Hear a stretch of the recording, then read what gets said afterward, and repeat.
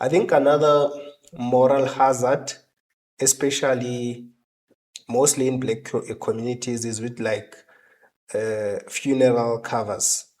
You'll find that maybe one person has insured a lot of people for funeral cover so that they have an insurable interest that if they have the or they don't have the insurable interest, but they do have someone insured.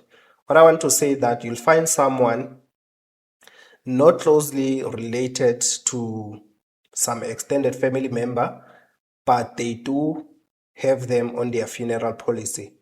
Whenever that family member passes away, because that person is insured in some funeral policy, the policyholder will get a payout, even though they are not closely related. And because people do shady things to a certain extent, someone may encourage the event, the claim event to occur. Say you know that you have insured someone. I'm not encouraging fraud or crime or any ill doing, but this is what moral hazard is about. Say you know that you have insured someone, say,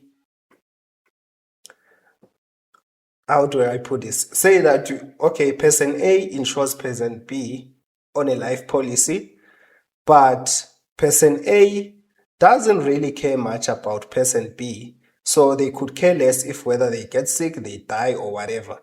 So, but they have them on their insurance policy, right? Say a funeral policy.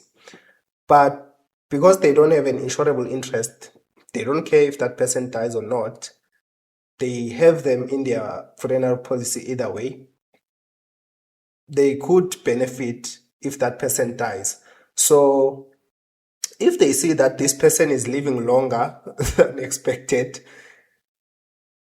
some could encourage the claim event to occur, meaning some people do get killed because they are on insurance policies of others. That's just how it is, because people insure people that they don't have an insurable interest in. Say it's an extended family member, you haven't seen them for years, but you are on their insurance or you do have them on your insurance. If they die, their death doesn't impact you as it does to their close family members. But if they die, you could claim from your funeral policy, right? Okay, not to dwell much on this, but that is just how insurable interest and moral hazard works. So we said, for example, an individual could insure a building in which they had no insurable interest against fire. They could then raise money from the insurance company by setting fire to the building.